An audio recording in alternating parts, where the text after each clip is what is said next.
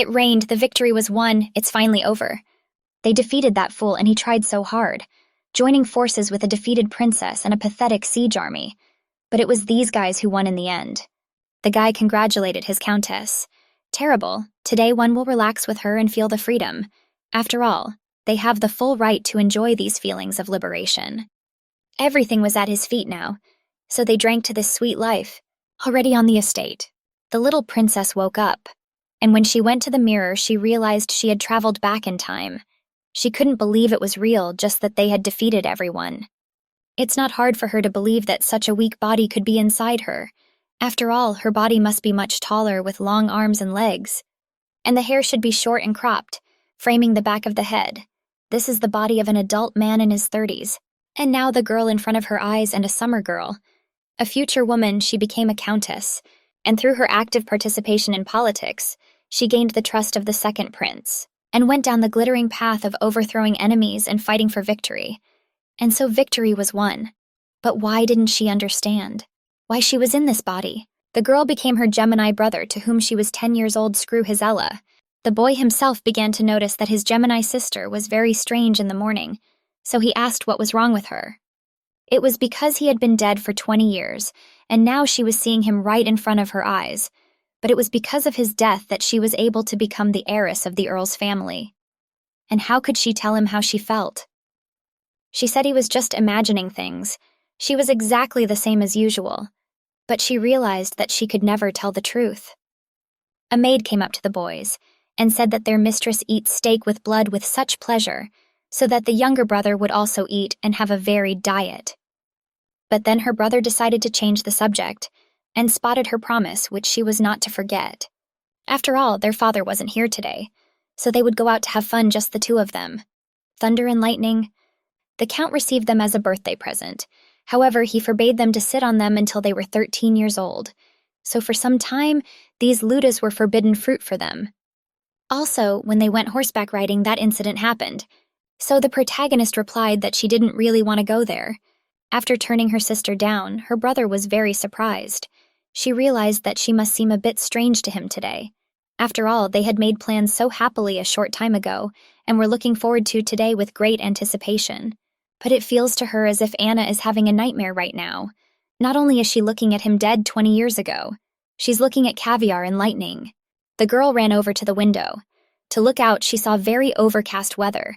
The sky was all pulling fog and that humid air. Right now, the color was just gray. But that was about to change quickly. Today was the day. The day my father was away, they went horseback riding, and it was the day that it rained like a bucket. Today was the day her brother died. The brother again asked his sister why she had decided not to go. The girl replied that she was just not fully healthy yet. My brother was very indignant. After all, she had promised to go with him today. And when he asked her yesterday how she was feeling, she also said that she was fully recovered. He approached his sister and began to cry. After all, he really wanted to go outside. Mia replied to her brother that it looked like it was going to rain outside, and it's not a better option to walk right now. Realize that her simple-minded, sweet Gemini brother. She said it's not safe to ride horses as it is, and it's very dangerous in the rain.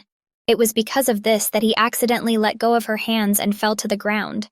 She still remembered the moment vividly. So she told him she couldn't today because she wanted to see the painting again. The girl was very happy to see her brother again. In these distant lands, they are not just brother and sister to each other, but better friends. However, her brother didn't die either. Things would have been different. The brother once again asked his sister if she really felt bad about herself. The protagonist realized that if her brother had not died, he would have been the heir to the family as the only son, and she would have been left behind forever. She would have married some worthy noble man one day and lived an ordinary life. And her beautiful essence of victory would never come, so she told her brother that she still wasn't feeling well. She apologized, asking if they could play without her today. She realized they'd only been inseparable for 10 years, but the time without him had taken 20. She was so used to a world without him that she didn't realize whether she should save him today or just pretend she didn't know. The girl wondered why tears came to her eyes. It was better that she just didn't know that her brother was going to die today. If he really is going to have to die, the analysis wishes that it doesn't happen when he's playing with her. But if her brother doesn't die, then things will be different. The Earl's apprentice appeared. He's been assigned by his tutor to look after 2 children, to make sure they don't play with fire while the tutor is away. The protagonist immediately replied that it was her brother too. The Count's apprentice replied that he was well aware that her brother wanted to play in the street. A girl because when she lost her brother, her own blood, even her father blamed her and distanced himself from her. But despite all the rumors, she knew she was the one who killed her brother. But the Count's apprentice didn't hesitate, just protected her by being there for her. The boy moved closer to the girl and touched her face, noticing that she looked kind of pale today, so he wondered if she was in pain. The girl herself knew perfectly well that when she had endeavored to take the Earl's place, it was this fellow who had supported her more than anyone else, and had never once shown any doubt. The Count noticed that the girl had a slight fever, and she herself was well aware that he was hers in love. Storny has offered to walk the protagonist to her room, and he's ready to escort her out. But after his suggestion, she started stuttering, so he wondered what had suddenly happened. When the guys decided to put you back in your room, the girl realized she had to calm down. Her lover is a grown man in his 30s. Not this 30-year-old guy next to her. And that heat she's feeling right now, it must have been sealed at the very center of her soul. Storny on the way to the room swept up something about the fever is helped by the floral tea. But if you believe my recollection of the main character, today they walked outside, so she did not meet with the student and her father. But this time, instead of walking outside, she sent the guy to her room. She didn't know if it was right to leave her brother to die like this. Could she just say it was okay, and it was useless to even try to save him? She didn't know she was questioning what she really wanted. If her brother should die at 10 and her destiny to be the heir, families. Well, she ordered Sereni to bring her brother. But suddenly, he grabbed her hand and asked what was wrong with her. Her brother should also be able to play alone at that age. The protagonist didn't want to bring her brother to her room for that reason. She explained that she just wanted to be with him today, so she said she'd be right back. When the girl was running, she was asked what she wanted. The protagonist didn't realize that if she let a death happen, even if not by malice aforethought, it is like an indirect murder. In the past, she didn't know that, but now she knows that her brother must die.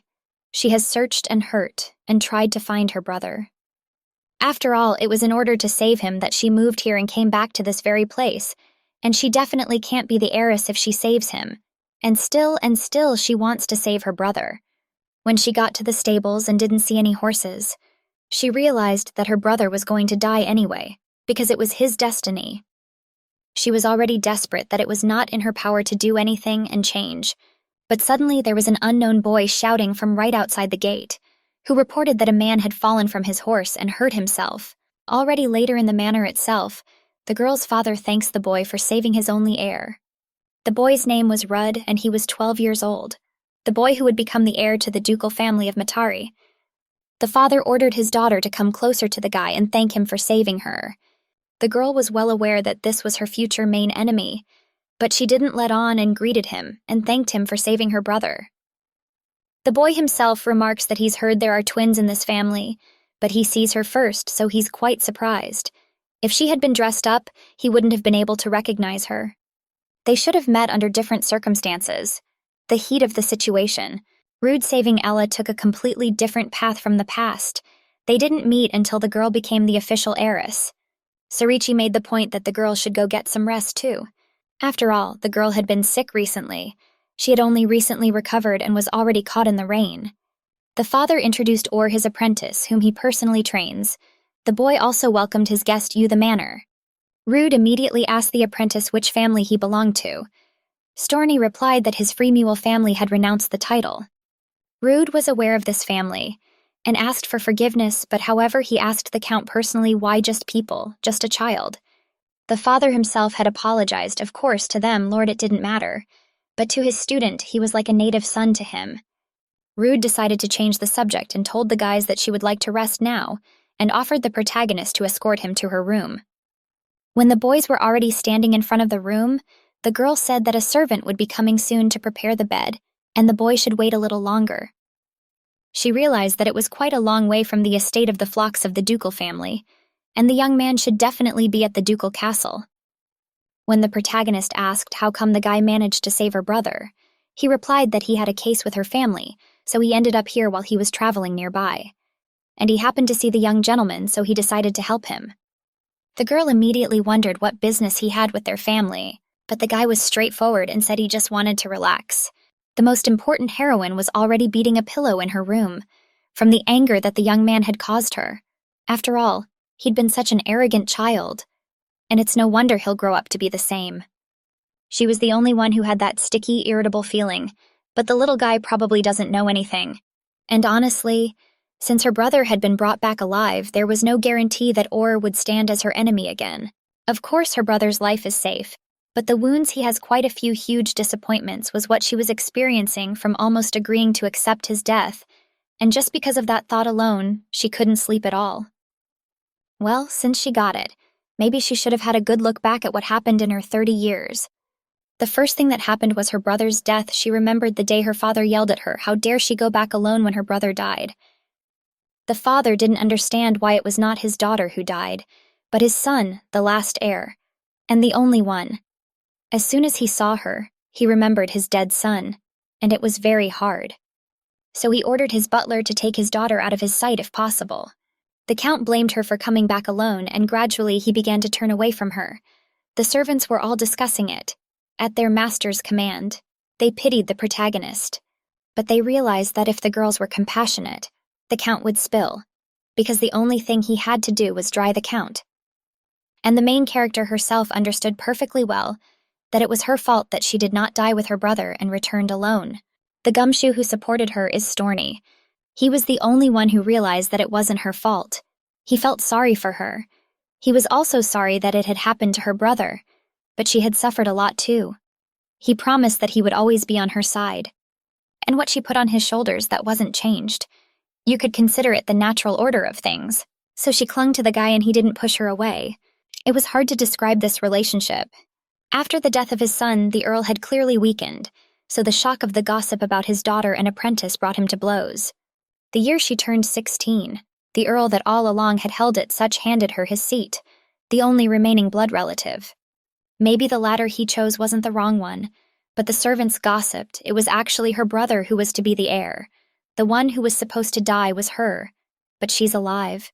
When she turned 17, she made the Storny her cronies replaced all the servants. She was intolerable to those who remembered her brother. In addition, at the same moment the Count gave up everything, it appeared that he was already preparing for death. The more the protagonist remembered her past, the more anger and resentment grew in her soul. She didn't understand how it was possible. After all, she had never even heard of the fact that there is magic, is able to turn back time. No matter how much she thought, she sees no reason to return to the past. The main character's younger brother couldn't believe he'd been saved by the Duke. The boy wanted to meet the young Duke very badly. She just had to tell him that he really needed to meet him. Her brother lay unconscious for 3 days. During all that time, the young Duke stayed in the castle, and for several days had long conversations with her father. At some point, Orr's servants appeared with tears in their eyes, and the girl again had the opportunity to feel how nasty that boy was. The protagonist promised her brother that she would pass on all his words to the young Duke if he would no longer forget that he was ill and now needed to lie still. When the girl came out of her brother's room, she realized that everything was totally house at this point. Rude approached the girl herself. She herself did not understand why she was in the past, and the situation had become like this. Rude asked the young lady what she was thinking about. He had to call out to her several times. The girl, of course, tried to change the subject, but the guy said they needed to talk in private. Already in the room, the protagonist noticed. She had to get ready for the meeting very quickly, so she couldn't offer him tea. So she hoped that he would come to her senses, but in fact she was sorry to give him the tea. But the boy himself pointed out that he himself had offered to meet so unexpectedly, so it was okay. Then the boy decided to get straight to the point. He asked the girl to marry him, because her family would eventually return to the capital. There was a brightening of the protagonist. Her father made a decision to spend the rest of his life here, raising the younger generation. Then the boy noticed that his father thought otherwise. It was he who sent the family the engagement petition, which he brought. Her father thought it too much and rejected his proposal. However, if the girl herself says she wants this engagement, and talk to the father in person, maybe he'll agree and change his mind. Mia asked the boy if she really needed to lie to her father now, and tell him she was in love with the young Duke. Then the guy himself asked a question in return. Was his looks not good enough to fall in love with? They both knew very well that they were not suited for each other, but the boy himself had to fulfill the orders given by his father. The girl's family has little pride. If they had simply been sent about the engagement by a servant, the earl, or rather her father, would have sent it back without even reading it. But the object of the engagement, the young duke, came to them himself. He was also the savior who saved her brother's life. This is a situation where you can't just ignore it or refuse it, and if the girl herself also supports this engagement, she can realize. They had both realized by now that they didn't like each other. But the young duke himself proposed another alternative idea, that they would now keep the engagement until exactly 20 years of age and then break it off. Rude that once the engagement breaks, he'll take full responsibility, so she won't even have to deal with the problems. The girl herself didn't fully understand why the young duke was so persistent. Of course, her family is a family of imperial tutors, but they are not so tortured that the duke would be so eager. On the contrary, he himself belonged to the Matari family, and in terms of power, he is right behind the imperial family. Because of this, any noble would want to be related to him. Perhaps the young duke is not thinking of the engagement now. He's thinking about her success. After all, she is even connected to his possibility of becoming an heir. The only thing the girl wished for was to be heir to the county. Since the girl herself couldn't go back to her past life, then she was willing to make the deal. She's sure to get you back your place in the Earl's heiress, even if you have to shake hands with your future enemy. The next morning, the protagonist told her father that she wanted to marry the young duke, to which everyone around me marveled. With a mere glance, the girl signaled to the young duke to play along. Then he opened his smile and announced the happy news that fortunately the lady had shown him favor. The boy himself was very much touched by the lady's concern for his brothers, that he wanted to show favor in return. The father couldn't believe such news. After all, his daughter had only recently departed from her illness, so sometimes talk nonsense. He immediately called the healer. When the doctor came in, he noticed that all the girl's vitals were normal, and she was completely healthy. Then the young duke reported that their feelings so exactly coincided, so he sees no reason to refuse the marriage, and also, or the earl himself, it will not be a bad decision. The protagonist's brother was only happy that they could become one family with the duke's family. He was only busy with his two hands. But when Mia shifted her gaze to Storny, she saw the look in his eyes. No one would have thought he would react like that. Well realized whatever feelings he had, it all burst like a soap bubble as her engagement was already sealed. However, there was no need to worry about that either. After all, getting instead of the Earl's heiress was more important now. The aristocrats were discussing the engagement. After all, although the guys used to be the mentors of the imperial family, they were still just rednecks now. Too much time had passed to continue living was glory. But since they had made a pamalka with that very duke, it was now only a matter of time before they returned to the capital. The girl's father and the Duke of Matari declared that this marriage carried no political intent, but no one believed it. The protagonist was sitting in her room having tea. She realized that at least the family's property was quiet now. However, she was approached by her brother, who was looking straight out the window, for he was watching all the servants leave. Only her father and her father's apprentice remained. The girl herself realized that it was very strange. Her father said that he would deal with the students, but for some reason they all left and only one Storny remained. The father announced that he was no longer accepting pupils, so everyone except the Storny left. The boy was behaving strangely, but the heroine decided not to give it any importance. The most important thing was to find out what the Duke was thinking, and how much he could be of use to her. Her brother isn't dead, so the course of history has changed, so it's important to get the next steps right. Now she had to behave appropriately. Hence, she must attend classes, but they only teach basic etiquette and behavior. She knows all that already, and it was a bore to her. All this time, her future fiancé sent her the same letters asking how she was doing, because he was doing well. The Storny, on the other hand, were being as cold-blooded as possible. That's how every day went for the protagonist. And 3 years later, the girl was already 13 years old. Her brother was also 13 years old. He brought her a letter. She opened it and decided to read it. At first, the protagonist did not expect anything in this letter, because it was from the young Duke, and he has been sending the same letter with the same content for several years. And when she read the letter too, it was also written the same as before. Elle inquired of his sister when the young Duke would arrive. Unfortunately, his sister upset him with the answer that he wasn't coming. Storny came into the room. He was already 17 years old. Elle immediately took his sister's side and asked the boy what he was going to say to his sister. Storny immediately changed the subject and said that his father was looking for the boy too, so he should go to him. Sunboy got close to the girl and said they hadn't seen each other for a long time. Unlike her previous life, the girl didn't have the kind of life where she was shunned and surrounded. Therefore, there was no reason for the chick to be chickened out. Storny said he thought he should be more careful. She has a fiancé after all, although he's probably worried for nothing. The girl said she had a class coming up in a minute, and the teacher was coming, so she asked the boy to come out. Then Storny said that the teacher wouldn't come today because the count had canceled class, and asked the girl directly if she was going for a walk with him, or take tea in the garden. After all, he had come to her today to ask her to give him some time. On the street, the boy began to tell me that when she told him as a girl that she was in love with a young duke, he was very surprised. "I'm gonna help you with that ducal family." Mia said she was surprised that he suddenly decided to discuss an engagement that had been 3 years in the making.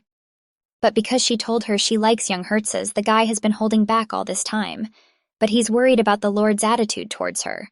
He hasn't come here once in 3 years. She may have been captivated by his looks then, a moment, but it helped affect the turnover more than she realized, and needed to sort out this confusing relationship now. For otherwise the future bound by this engagement, she might omit a fine opportunity. Then the girl replied that the guy had no right, and to tell her what to do in her engagement.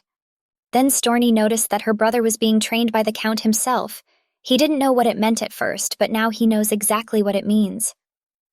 That means the Earl has already chosen the boy to be the heir to the family. A secret, so the girl wouldn't guess it herself. She didn't understand why it had happened. When she was his heir, he hadn't even tried to teach her anything. Because she wasn't a man. In the second Earl's prejudiced opinion, she's just a useless girl. He had made an effort to keep her in the dark. And who would have thought that helping with the young Duke would drive the mistrustful Count to such an extent? Storny girl doesn't think the Duke's marriage will actually materialize. If she doesn't take the chance now, her future won't be what she wants it to be. Then the main character herself asked the guy if he wanted her to be the heiress. The guy tried to soften his answer, and replied that he must have misspoken. He said it because he was worried about her. But later he apologized, for he had brought up such nonsense, even though it had been so long since they had gone out together. So he decided to make amends and took a small box out of his pocket. He thought it would be perfect for the girl. It was a bracelet that had been the first gift from this same guy in a previous life. She liked it so much that she wore it all the time, even as an adult. Storny decided to put it on her arm. After all, lovers often give each other bracelets as gifts. She only found out about it after rumors had spread about them. The girl did not know whether the bracelet in this life was the cause of such rumors. After all, her relationship with this guy will be very different in the future. The main thing is the Hail Mary told me her fiancé had arrived. She thought he wouldn't be here again, and was very surprised she didn't know what was going on, so she quickly ran into the courtyard. He's very excited himself. I didn't expect the young Duke to arrive early, and invited him to come inside, and if he knew in advance, he would have prepared himself. Rude replied that it was he who should apologize for such an impertinent visit. The young Duke informed her that he had been very busy all this time, so he could not bear them a visit. He was very sorry that by this he had hurt her feelings. And luckily now the opportunity presented itself, he came straight to her. Now he would more than make up for all the time she had lost over the years. The girl's father asked if this was a possibility due to the fact that they had started building the road. The young Duke himself remarked that it was for that reason, and was surprised that the girl's father already knew. The girl's father pointed out that this is a very important state matter, and of course he would be aware of it. The fact that the Herzog has entrusted such a matter to the young Duke speaks of his great trust. The boy himself replied that he had merely joined to fulfill the duties of an assistant in his affairs, and the construction squad was still on the road, so he was able to spare a moment to come and succumb with his bride.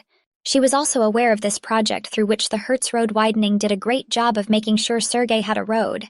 Well, it's not just ordinary road building, it's the preparatory stage for the establishment of foreign trade. In a past life, the first princess had made a favorable trade agreement thanks to this, and even betrothed, and a prince from a neighboring kingdom, which played a huge role in definitely not the heir to the throne. The Phlox property is in the east where it connects to the main trade artillery. So this is one of the regions that was given special attention during the construction of the road.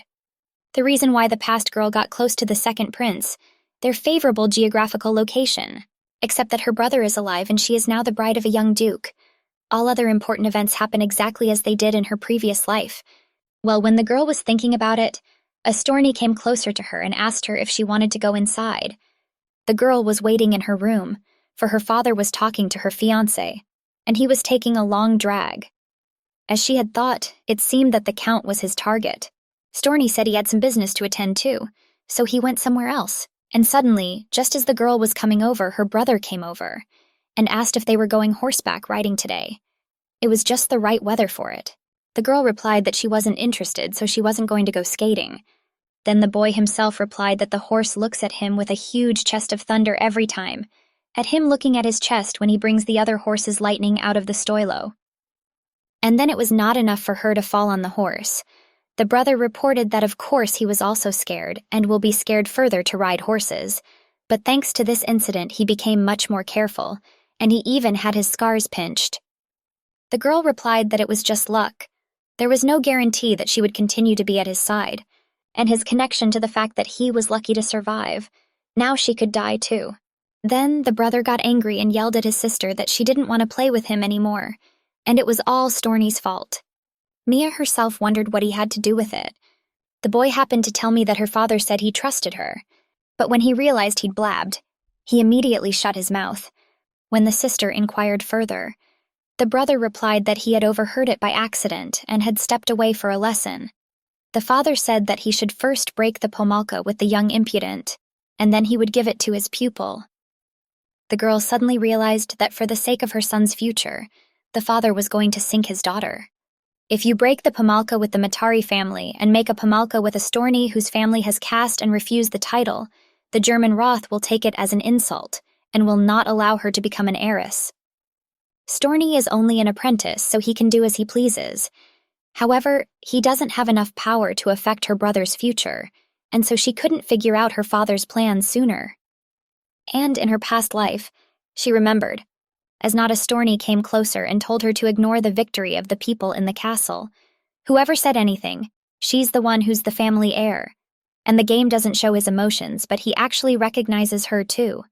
Like he said he'd always be there for her, so she doesn't have to worry. Even later, the guy himself asked the heiress if she was going to send for the capital, because they have lived in the shadows for too long, because it does not befit a high rank to be in the shadows. Perhaps it was time to return to the noble circles. Of course she wanted to go, but she didn't know what she would do.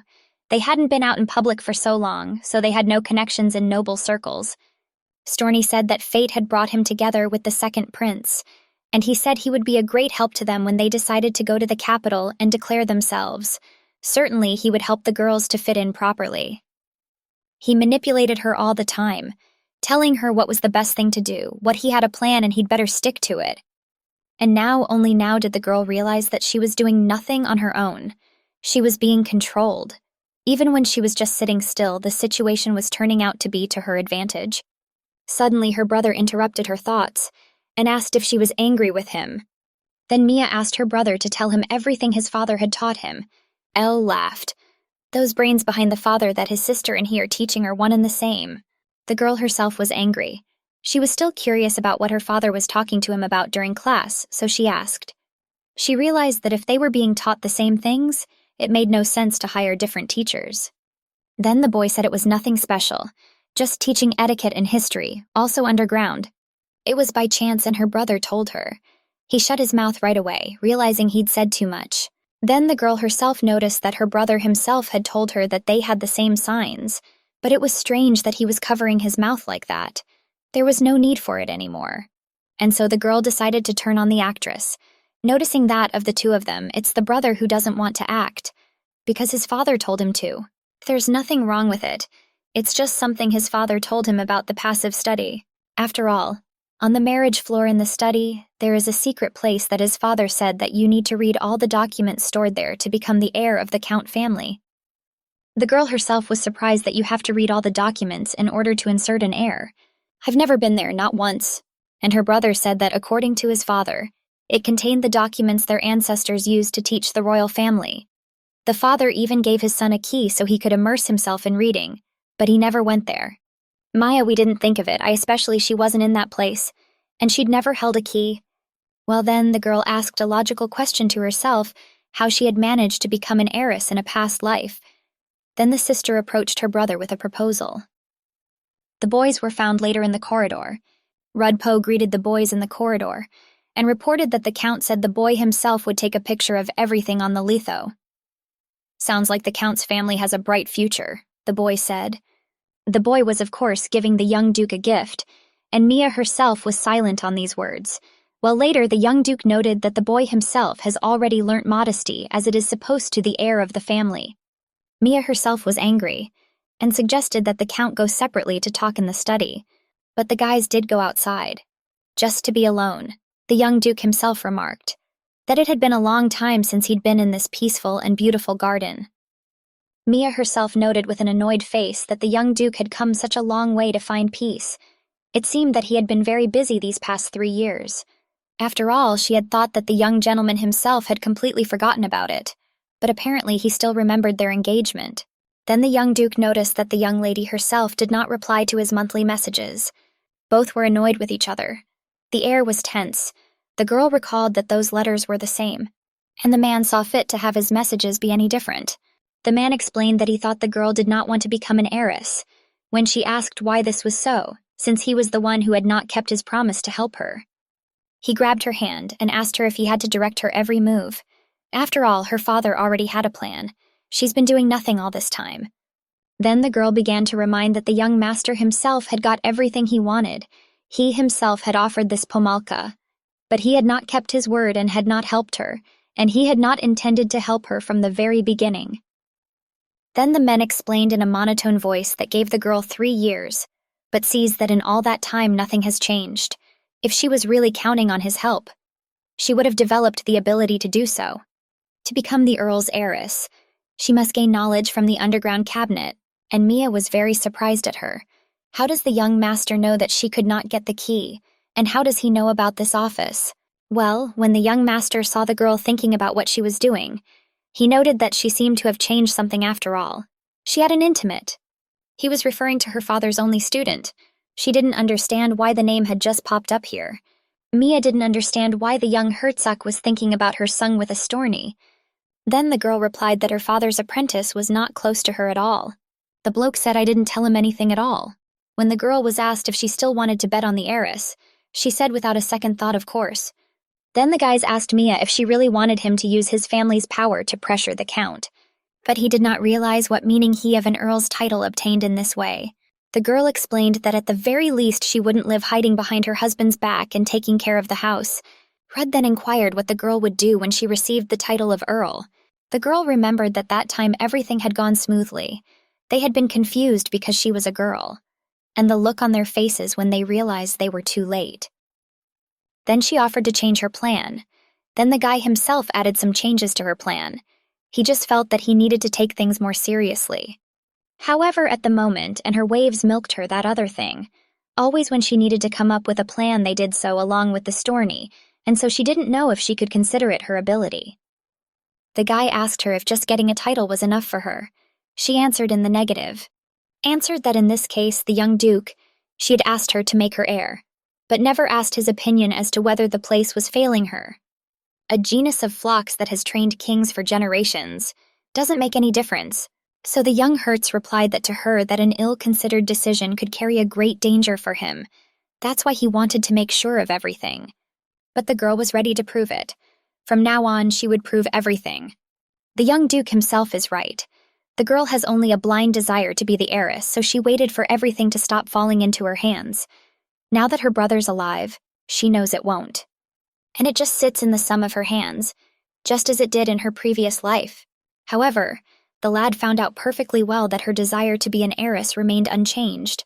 He's also what's at the center of her will. The girl realized that even though it was deceitful, they were Linnae. They were in the same boat, so they should stay out of each other's business. Then the girl reminded her husband, and that some time ago he had praised her brother and said that he saw in him a bright future for the Earl's family. He would say that her brother was perfect. It would only hinder her. but she didn't care that he had promised to help. Just don't be an obstacle. And he shouldn't have forgotten their agreement that they promised to make her and not her brother the heir. But Rudd did not resist and took the lady's hand and kissed it. After all, apparently he needs to think about his behavior. He would never forget her feelings again. After all, he had absolutely no idea she liked bracelets. I also apologize to you, her fiancé had to do something so stupid. And an oversight. And she also promised that next time she would bring the most beautiful gift. Immediately afterwards, Storny came to Mia to tell her that her father wanted to see the young duke.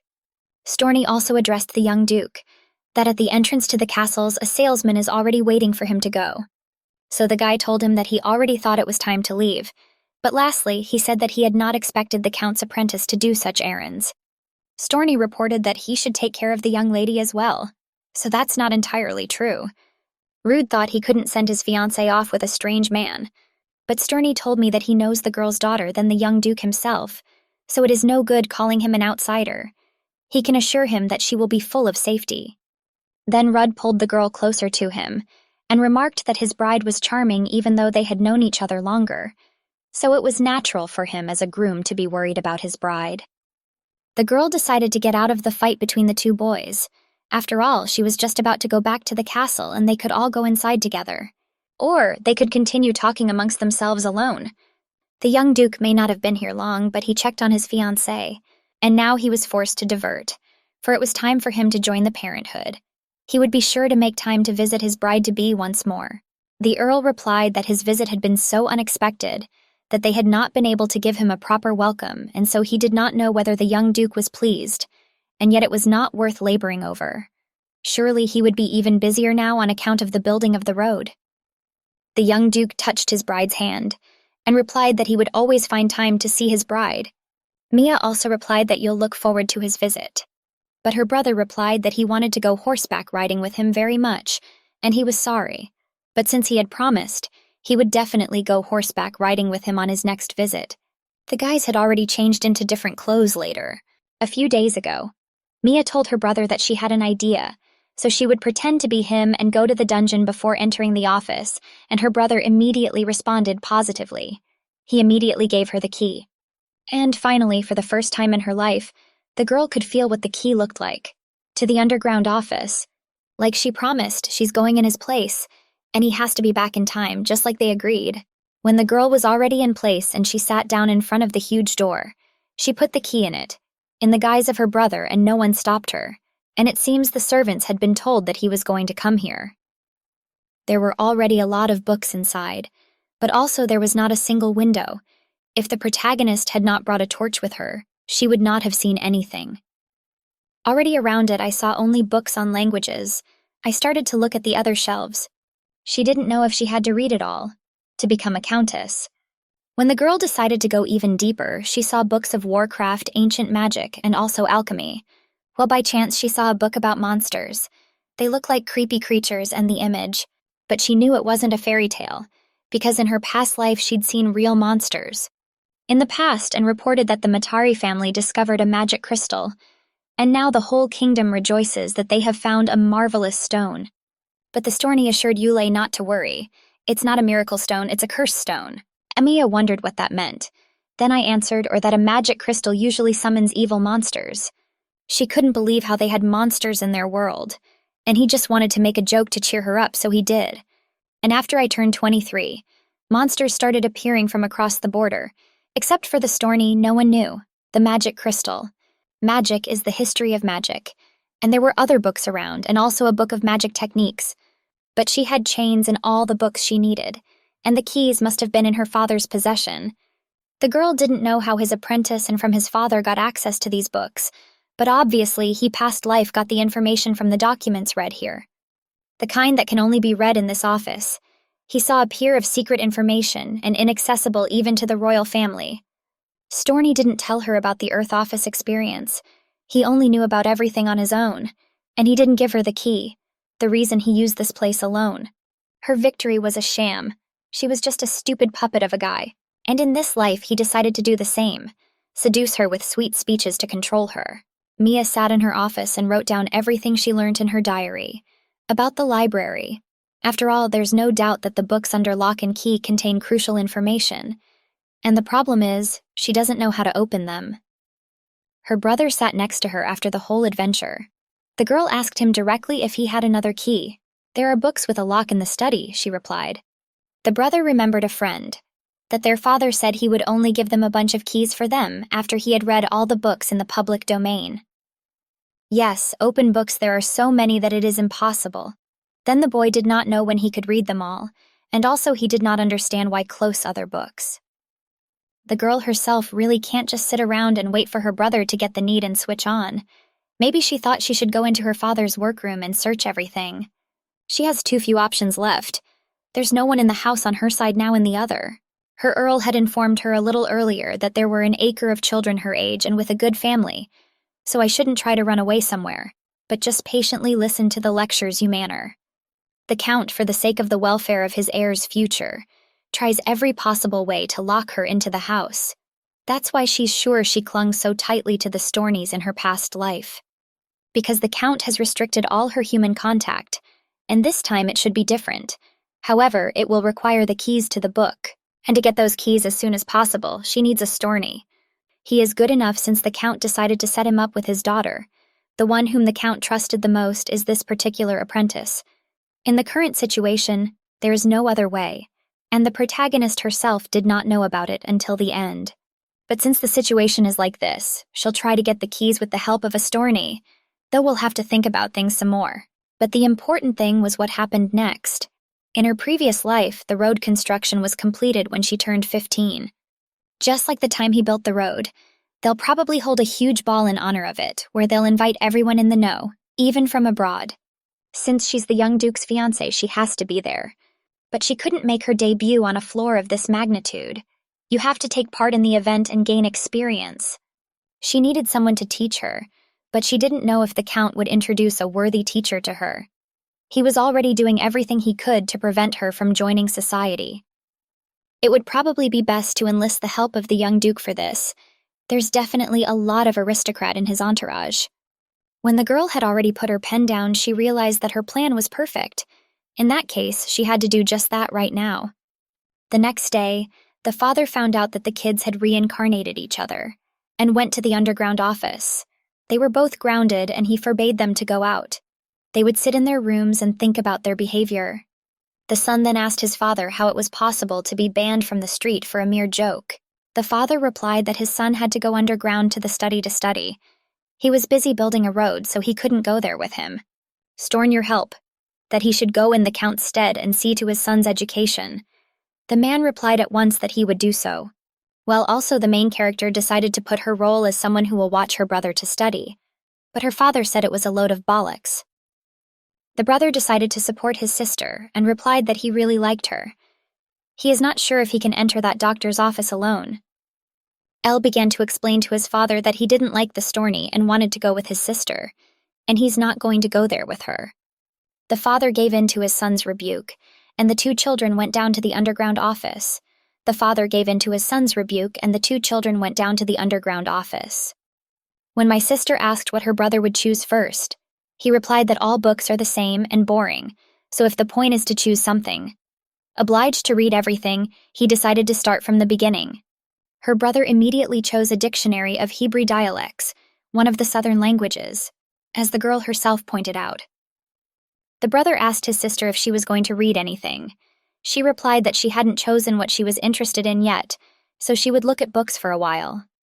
When my brother sat down to start reading the book, his sister replied that she would go looking for something deeper after all, so he could start quietly reading first. It was late and the boys were sitting opposite each other. The sister immediately noticed that her brother had taken a different dictionary. She was surprised and asked her brother no more than he had already managed to read the previous book. He answered positively because the rules seemed outdated to him, but they were often repeated, so he read quickly. So now he is reading the next book. The girl was totally shocked that you can read books so fast, about languages, when my brother also asked his sister what she chose to look at, and what book she was reading. She told him that she had chosen the usual romance. In fact, it was magic. That's how time passed unnoticed by the two twins, in just a few hours, and her brother was shocked that he'd only read a few books in one cupboard. It's been a long time. Then my sister wondered if the wardrobe was so small. Then my brother replied that it was a small number of books for him, because there were many cupboards with different books everywhere, and he had to read them all. All this time while not here, my sister remarked that her back is really smart. He's a genius, especially in learning languages. Then later my brother approached his sister to ask what she was rereading. She explained that it was a horror book called Demon Deserving Death and the Witch. It just hit them, it caught their eye and seemed interesting. But all people have different tastes, that's why she chose that one. She couldn't read as fast as she put it away. So she needs a reader to choose books to read. Of course they're novels, but they're so realistic. It seems like these romantics have a real reality to them. And all she had to do was keep studying. Monsters and magic and chemistry and stuff like that. What she encountered in a past life. All this knowledge is necessary for the previous future. Some time passed and the two men met in the corridor. Storny called Mio away. He approached her and asked her if she liked following her brother's classes. If she got into difficulties, she could tell him that at any time. She answered in the negative and wasn't at all embarrassed by the whole thing. She was very interested and liked spending time with her brother. And she had a new hobby, reading. A young duke appeared in the corridor with the protagonist's brother. He ran with a happy face, for his idol had arrived. Storny swept up.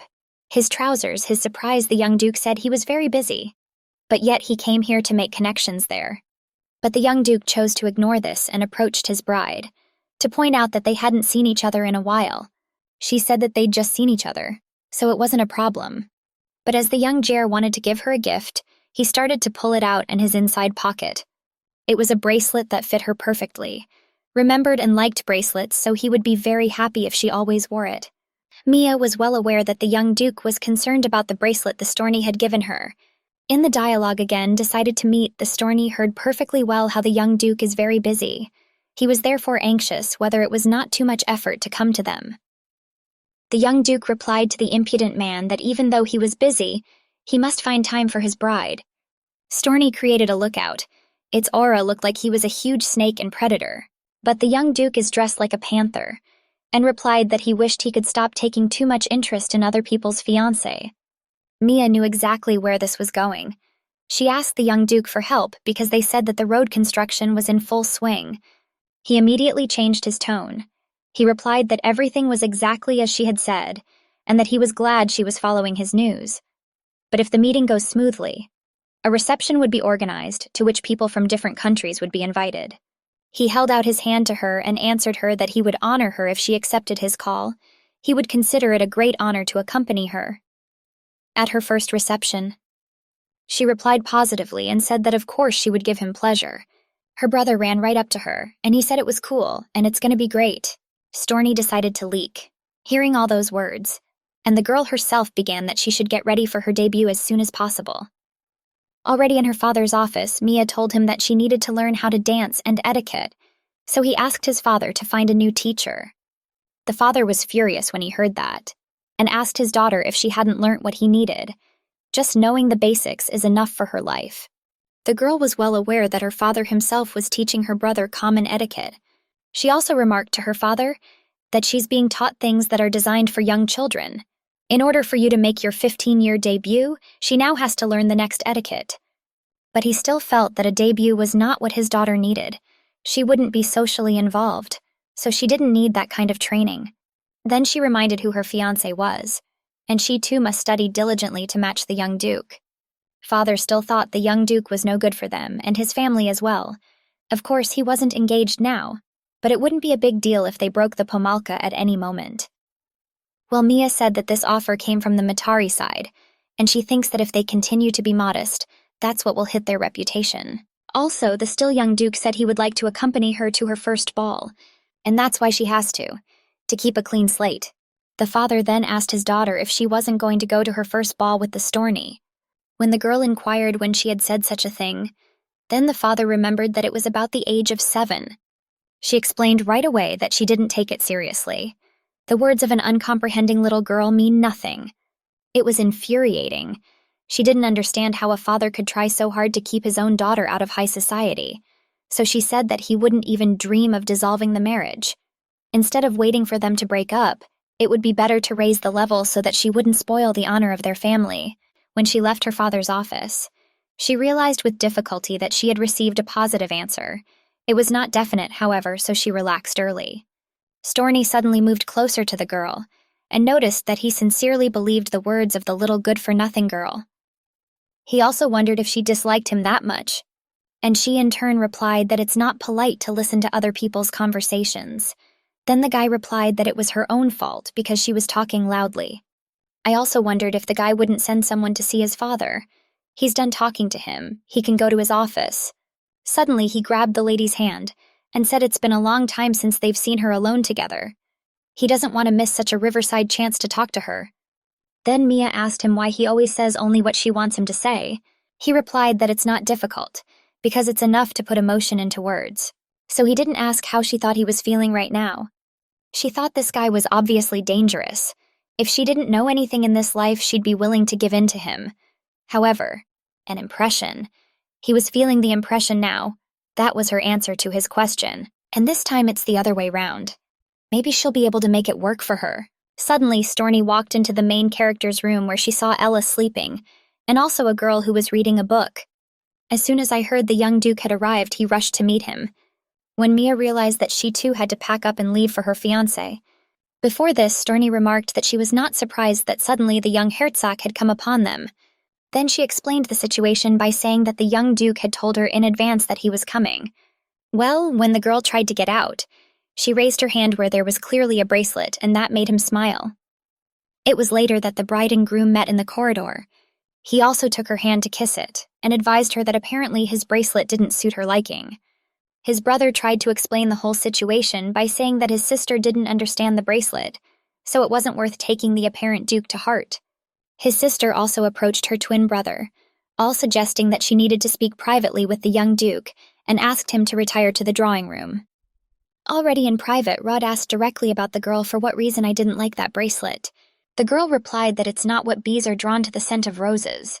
Then Innie Hangsback replied that if she liked being pulled somewhere so much, next time he would give her an insect bracelet. Even so, the guy wondered if she couldn't wear the days when they should meet the gift that it was he who had given. The girl replied that she would wear what she liked best. Of course she realized that she had made that bracelet on purpose on the day of his arrival. Then there was a tense atmosphere in the air. Youth Herzog thought that the girl specially she put it on every time on the day of his arrival. I want to make him real. But he immediately realized that if she wore that bracelet every day, it would lose its luster. But looking at how brightly it shone as if it had just been bought yesterday, he came closer to her and informed her that if she needed a strapping fiancé, she only had to mention it to him. He would easily become one for her. Well, all Mia said was that she wanted a handsome young man from high society, and as the bride of a young duke, she promises to be perfect. She also doesn't let go of the opportunity to ask for something from the young duke. After all, she was locked in this castle. The young duke told about the Lady Baroness, for they say she is looking for a land in which to be cured. This, on the other hand, was wonderful news for the protagonist. After all, a quiet and cozy place is best suited to the treatment of Flianza. And in that case, the girl will go to prepare for the reception of celebrity and high society, and the young duke to amuse himself with her brother. When he asked the girl directly if this was all the business she wished to present to him, she realized that unfortunately, there was no one else in this house who could play the role of a keeper of the hearth. So the young duke realized that this was her way of reacting. Also, the protagonist noted that the young gentleman is a real gentleman. Therefore, she believes that he will understand everything. Baroness of Women, who is considered an example to all of high society. Her body had weakened, so she would come to the domain and her family to heal, and in return blood could be asked to train her. It was the perfect solution. But who would have thought her fiancé would prove so useful? And she began to suspect and contemplate what the best room would be for her new teacher. She had to call the butler and order the preparations to begin. Before the girl could think it over properly, the Storny had her pinned against the wall. The guy immediately asked the girl directly what she was thinking. She immediately asked him to step back. She didn't know what he was doing. Storny realized that the girl had put on his bracelet and gone to meet the young duke. He didn't realize what it meant. The girl turned on a silly look and didn't give any meaning to his words. She explained that she had just put it on when her soul desired it. Well, who'd have thought his emotions would see this guy out of himself? Storny actually thought the bracelet was something important to her, but it turned out to be something else. She also noticed that there are some. However, she wears this bracelet much more carefully than other jewelry. Storny mentioned the engagement once, and she's similar except she's a duke. Now the girl realized that the boy had seen them together with the young duke. Mia replied that it was impossible to remain indifferent when she saw the young duke's face, like a prince fresh from the pages of a fairy tale. Storny was also reminded again that you couldn't fall for that fairy tale appearance. But his grip was loosened by the girl, and Crow's head asked if he was done. After all, she still has your roof case. She is not going to listen to the same thing from him. So turning round from him, she decided to leave for good, and she was met by her fiancé and also her brother, who were just surprised because she said she'd be busy standing there. The girl herself was also surprised, because her brother said he'd go outside, and he ended up here. Only because young Hertz would want to drink tea did he come back here. Well, also the young duke was very curious as to why the girl was walking around all the time along with the Storny. Storny decided to answer in the ladies' place, and said they had something to discuss. Mia was shocked. She didn't know how she was in this situation, and at the same moment she could not get away from the young duke or the party. The young duke wondered how it was that the earl's apprentice had not learnt how to behave properly with another man's bride. But Storny replied that he had repeatedly looked after so many years for the lady herself, so it was not strange that he was walking with her. The young duke was surprised how any coin could answer like that in the presence of the groom. Storny that it was really true. The mentor should have given a sufficient explanation about it. The young duke had heard the earl's explanation that he was just his teacher, but he hadn't mentioned how much his daughter moaned. Storny began to notice that the young duke was not only insulting him, but the girl herself. Expressively, how could anyone be so uncaring of his fiancé? Then the young Herzog replied that Mia herself lived in the same house with her father's apprentice, who had such impure intentions. This is an insult to his fiancé. For the protagonist herself, it was astounding as well. The young duke was too born, even considering he was acting like this for her, it was too much.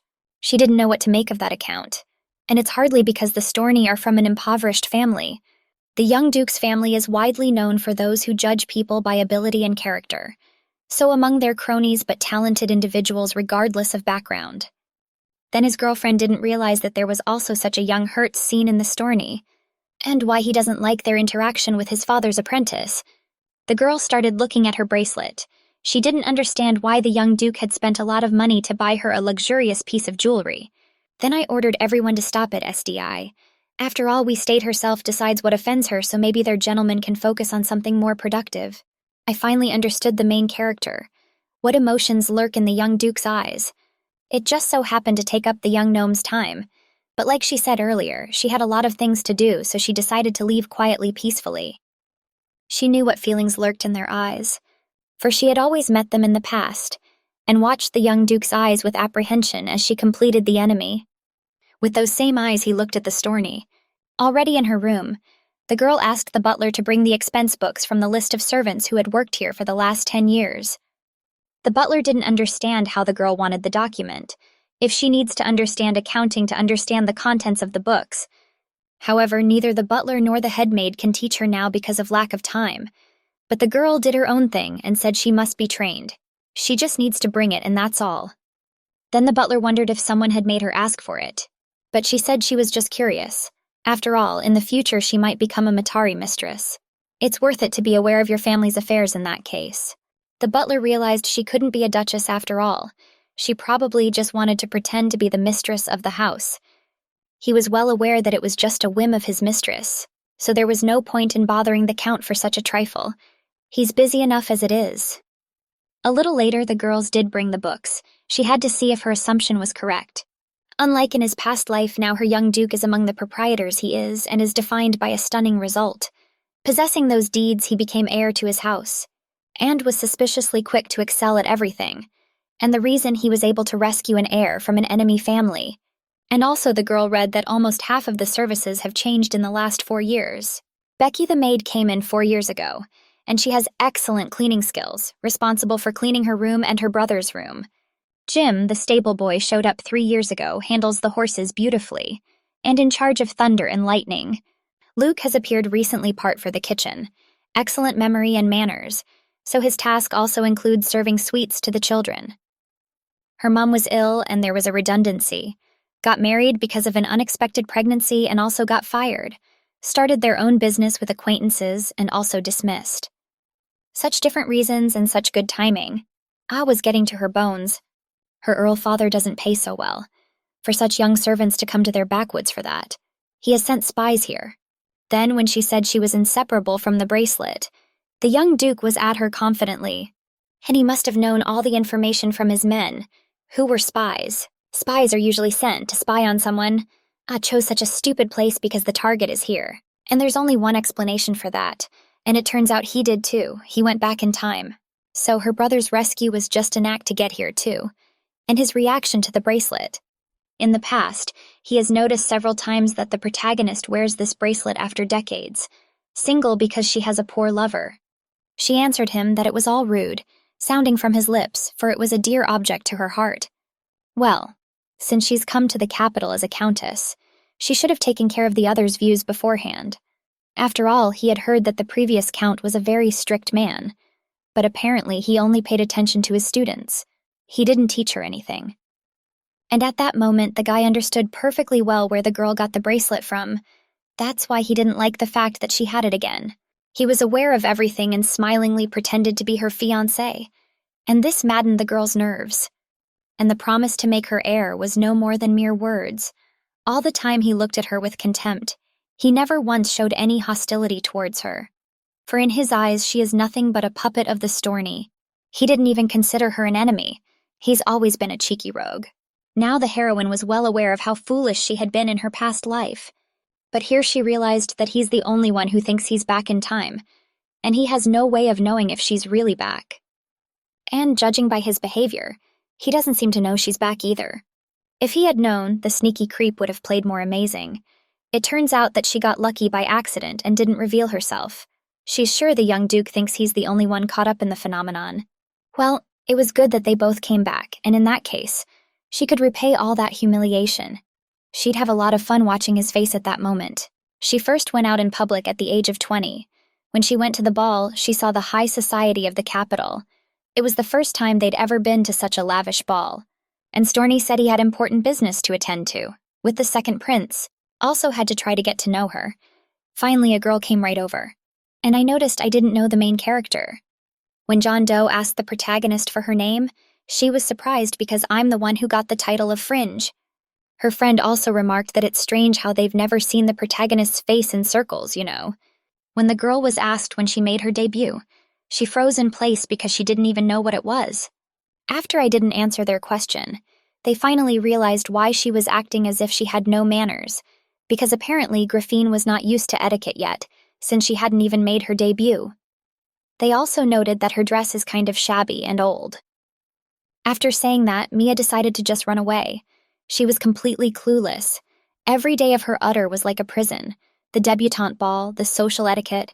I mean, no one had ever told her about these things. A short while later, the protagonist met her new teacher. The woman was pleased to see the young lady. Mia was well aware that this woman was not at all sickly, if not reading a little pale face. And after all, they say the ram had practically locked her out of the house. Past life, the girl was never able to fully master Soviet etiquette, but it's different now. She is sure to learn everything perfectly. Father joined in over tea, was also surprised that in return for their arrival here, she will teach Mio Soviet etiquette. The Baroness also pointed out that it was nice of him to have her as a guest, and in turn she did not want to show ignorance. The girl's father replied that it was not necessary, and what even the women were surprised. His daughter immediately shrieked.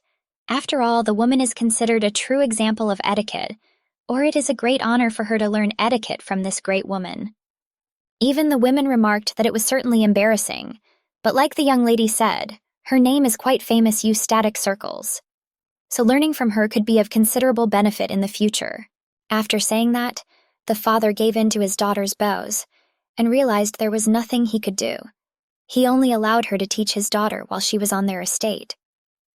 The girl herself apologized for her father's group, but the woman said it was all right, only she happened to ask if she had hurt any of the Count's feelings, but that Mia replied that it wasn't that. It's just that her father doesn't want her to learn how to behave in noble circles. The woman also wondered why this was so, and Mia herself replied that he thought it was a useless class.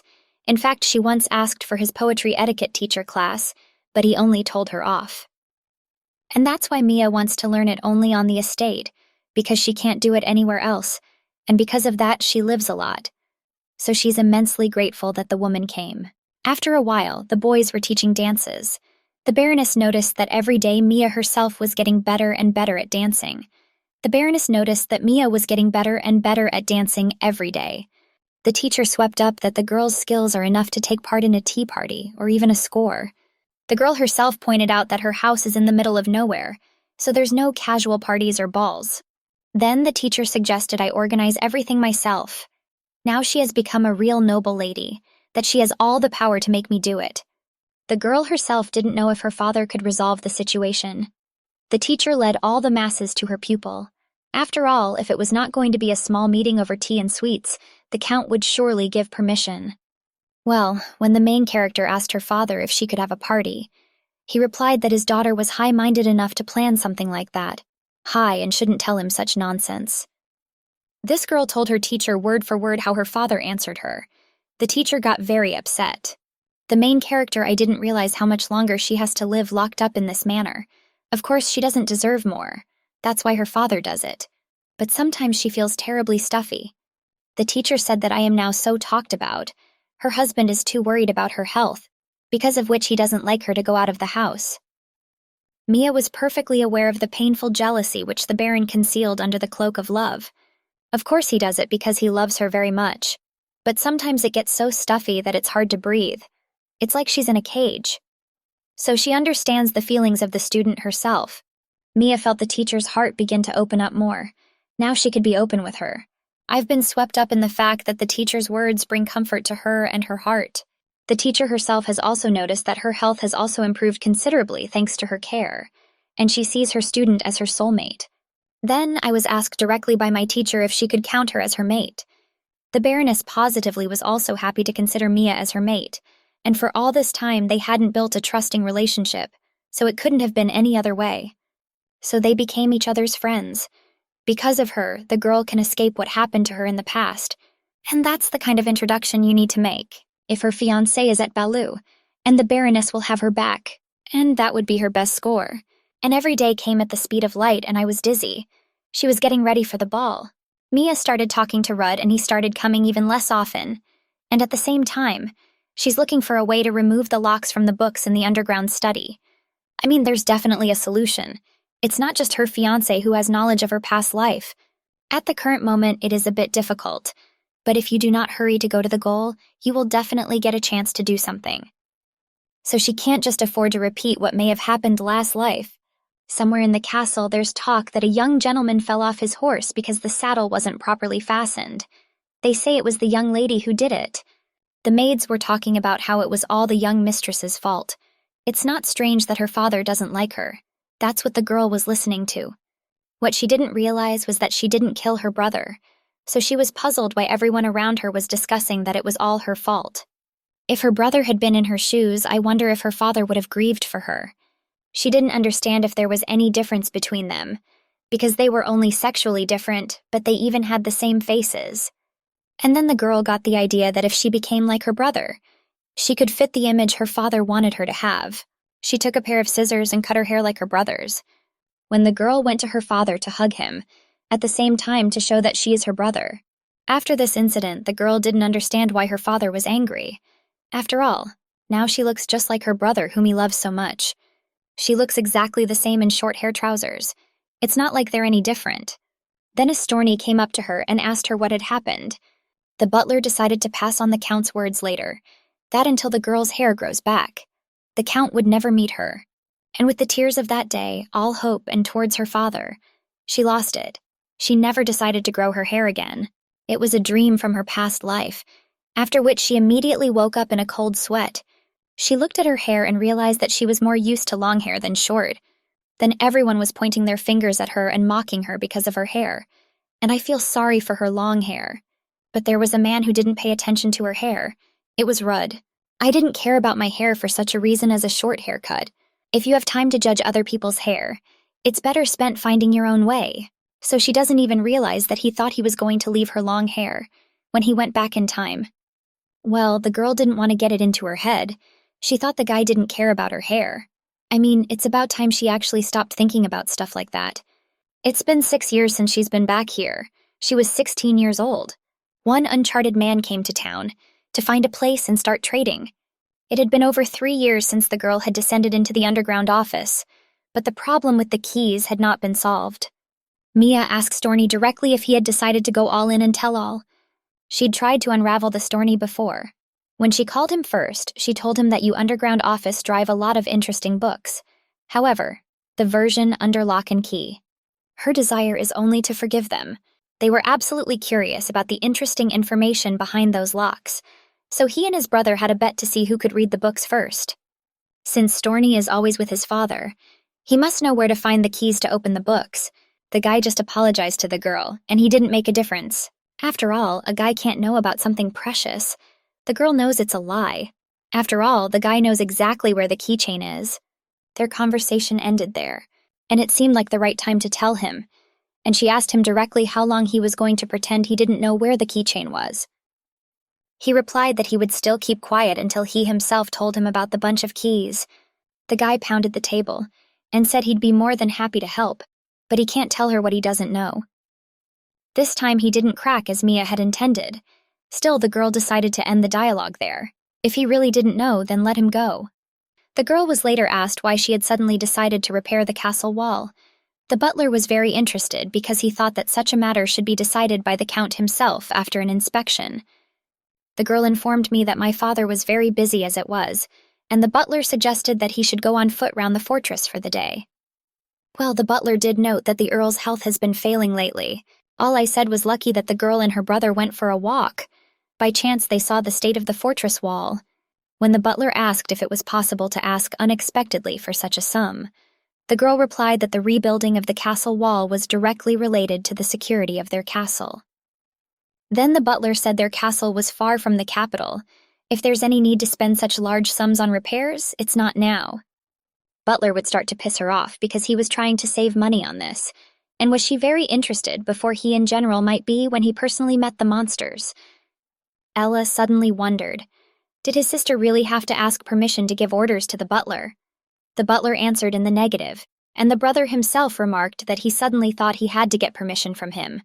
The butler also remarked that in such a case, he should report to the Count the necessity of repairing the true. Yes, everyone realized the situation had been resolved. The girl's brother asked the butler directly if he was going to apologize. When he asked why, Elle began to notice that age was taking its toll and his hearing was failing. When the butler heard that he might be retired, he immediately apologized to the protagonist. Mia became very curious as to why her brother was talking to him. She didn't know if it was on purpose, but her brother reminded to trust who about his status. The boy the Earl had raised as his heir had sided with her. The boy himself replied that it was unpleasant to listen to reproaches when he conceived such an undertaking. When the brother asked if their business was over on this case, the girl answered in the affirmative it was the brother who went on to go have fun, not come to the market square again. Last time the fate and not also passed by. When the boys came by the counter, Mia spotted one umbrella. It was a great gift for her teacher. My brother immediately asked his sister if it was possible to buy such gifts from such a vendor on the street. Then the girl remarked that this umbrella clearly came from the Western lands, and in their country the goods of the Western lands could only be bought here now. Then my brother realized that the subject really does give off a foreign and atmospheric vibe. The girl also advised her brother to look closely at the umbrella. On the dark-colored fabric a golden pattern could be seen, symbolizing respect and wishes for health, so the Baroness had already received a gift. Although now a trade route with the Western land point, well, for some reason it hasn't happened yet. She could certainly ask her fiancé the reason for the delay, only she wouldn't want to treat him unnecessarily lest she give herself away. Gazzo's brother asked how the girl knew that this umbrella was a foreign item. She explained that she had just read it in a book, and they were carefully watched by the trader.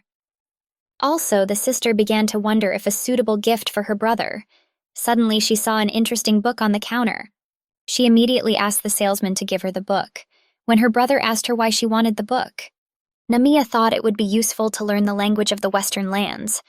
The brother was surprised because he was learning all the time without it. Then the sister said that he would learn the language quickly, and when he was finished he would teach her himself. Past life, her brother died when she was 10 years old, so it's so unusual for her to watch him grow up. As she and he grow up together, she notices how worried he is about her and forget about her. If he were alive, he'd have been different in a previous life. Suddenly, the brother noticed his sister looking at him fiercely, and then there she asked what she wanted from him. But she ignored the question because she was sure he was the only person on her side, just like now. It wasn't our brother who offered to buy a gift for the Duke. They've already come here. He can't come to the capital often after he leaves, but you bring a whole bunch of presents every time you come. And the girl herself realized it was all for him. The whole tree was filled with bracelets, but with the building of the road that had lasted several years in their county completed. So the Duke, as future heir, began his training. Of course, his visits to them became less frequent. The Earl was overjoyed. And everyone around them started talking about their imminent breakup. But who would have thought he would set out to break his own daughter's engagement? Especially Elle noticed that it will be necessary to finally give something in return to young Hertz. But he always gives something, and she does not. But since it came to that, the girl was perfectly fine with it. Well, and also for the Storny to develop also something to buy, of course, for the young Thunder. But this guy also did her a lot of surprises. After all, a little while ago he personally approached her to give her a bouquet of flowers. A day later he also gave her a batik, because she'd noticed that the color red suited her. They were very unexpected and innocent gifts. That let him know he'd been thinking about her all day, but my brother did point out that Storny is not her fiancé but the Duke, so it's not the same thing. She realized, then she would try to pick out a gift for the young Duke. The girl replied. Then the girl began to look at everything on the counter to see what might be most suitable for the young Duke. Suddenly she saw one red scarlet stone, and she asked for it to be put in her hands. When the brother wondered what the sister had chosen, he pointed out that it was just an ordinary rock. The girl took her turn to point out that it was an unusual stone, a jewel.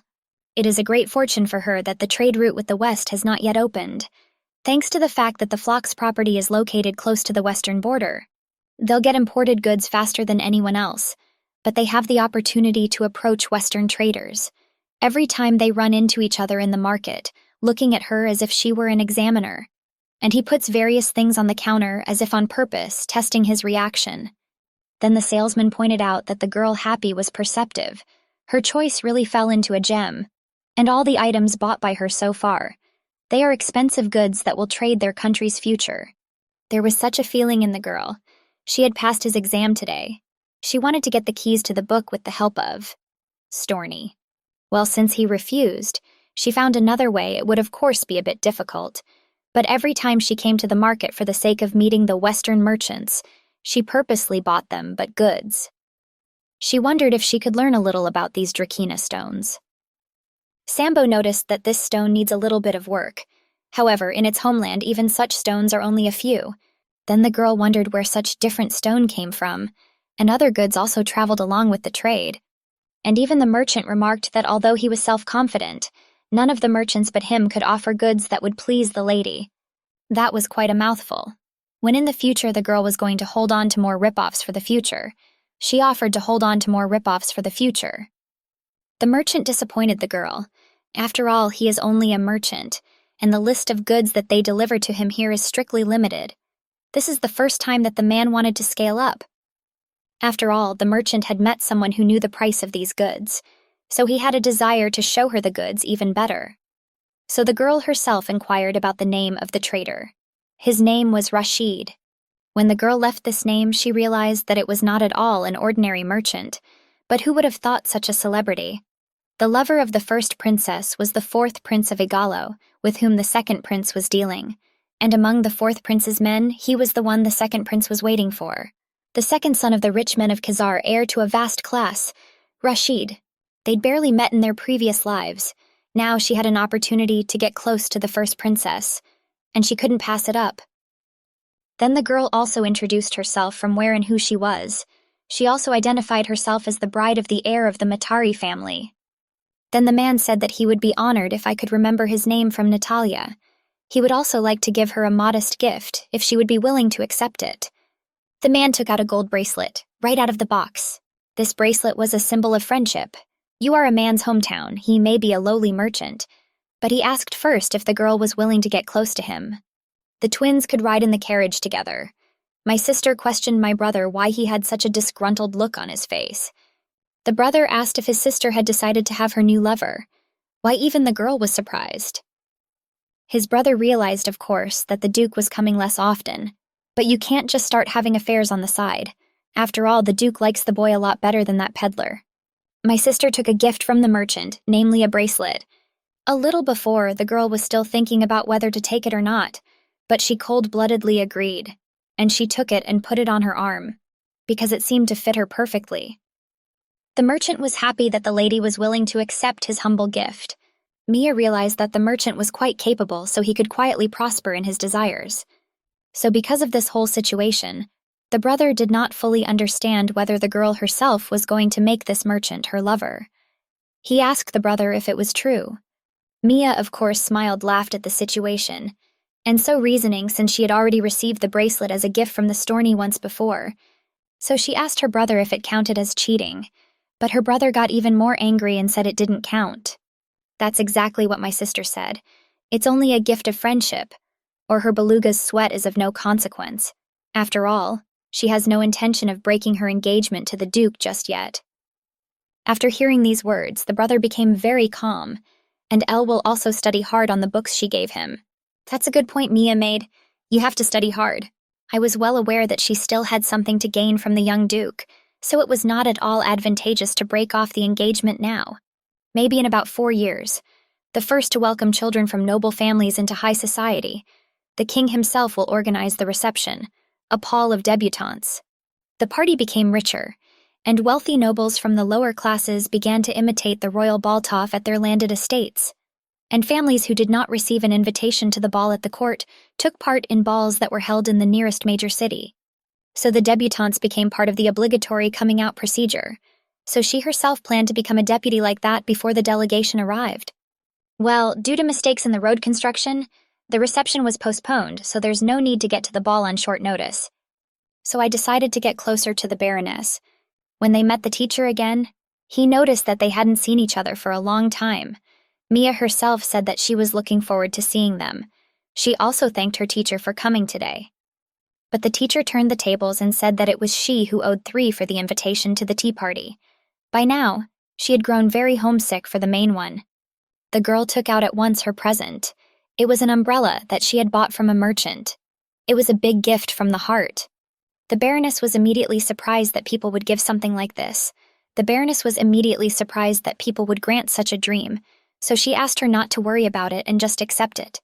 When they had first met, I had noticed that the Baroness had delicate skin and that sunburns grew instantly on it. And all this time she was concerned about it. The woman was surprised that the girl was very observant. She also thanked her profusely for such a sincere and good gift, in which not only the essence but also the soul was forbidden. Also, the woman herself noticed not for the first time that thanks to the local air, her health has improved much, and once again much better. But Mia doubted this to the Reverend. Their domain was in a distant village. Mia thought that the Baron was extremely pleased that she could only socialize with the old Count, and with the children themselves. And that area was also subject to the young Duke's influence. Well, in that case, I was very happy. Now Mr. Baronoff is on frequent business trips again. The Baroness thought her man would be able to take a break now that the problem with the Earl of Hale had been resolved, but the Duke of Matari still wouldn't let her hubby go. Mia immediately inquired what problems the woman had with the Count. The woman replied that they were actually big debates because of the country's enterprise. Mia was surprised when she heard about the foreign enterprises. After all, the reason the road construction was delayed was because of the Haley Count. Then the woman asked directly how the girl's father was doing. I heard you that he has been having health problems for a long time. Answered that fortunately, even now he has the power to run the properties. He also recently went on a business trip for the fraternity. She was well aware that her father's illness was unchanged, but he was getting worse every day, so she and her brother were worried. The Baroness took the girl's hand and remarked that she was the best girl of her age she knew. If the girl performs well at the ball, the Count would be delighted. Mia gave the teacher. A little later it was reported what to do and came back, and she informed the palace might be coming to him soon. When the girl got up to go to her father, she apologized to the Baroness for leaving now. The woman said there was nothing wrong. You can't keep the Count waiting. When the daughter approached her father, the first thing her father asked was where her brother was. Mia immediately told where her brother was. He was writing. The father immediately got upset, saying out loud that his son still hadn't grown up. Mia's power that something has been relayed to them, that the Baroness is visiting them. So the girl directly asked her father to let her know when she was ready to say hello to her, for Mia was ready to give it to her Baroness personally. Vitya, she's already sorted out the minor details. After all, the young duke said that you should know how to run an estate by the time you're 16. Then the father is angry with his daughter because the young duke is the heir, and she can't compare herself to him. Then the girl asked if their house and family, maybe they'd hit a snag in front of the other golden families. He was already swinging to hit his daughter, but Storny reassured his teacher, and there are a lot of unnecessary eyes around. They should calm down and rest in their room because they had guests. Mia stood her ground, and telling the guy you didn't do anything wrong, so don't lecture her. Well, Storny was sure that if she'd managed to piss off the Count today, she must understand him. The girl replied that children should always investigate the will of their parents. She herself knows. Then the guy said that wasn't the problem at all. After all, the girl had been offered an engagement. This time, her father's trip was not related to county business. He was secretly meeting with people and the royal palace. The second principal offered to break his engagement to the young duke in order to make her his bride. Even the girl was surprised that she was offered marriage by the second prince. A matter of life, when she was recognized as heiress at 16, the Storny told her the news of the second prince, and she met him in person on the verge of receiving the title at 20. Then it was after the beginning of official trade with the western lands. The geographical position of county flocks became very important, because of which they received a lot of attention from the nobility. So there was reason enough for the second prince to be interested in their kind. But in this life, the trade of gold lands and had not yet begun. So she did not understand why he had decided to take this step. Blame it on the engagement with the young duke's family, which was still in its 6th year. That's why this prince too thinks these numbers are serious. Of course her father denied it, but you can't change people's minds.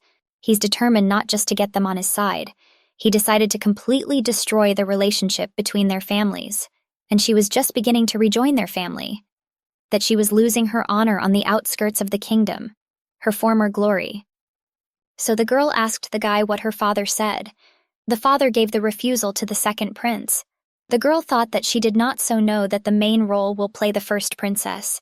However, the act of the second prince will hurt the ego of the young duke.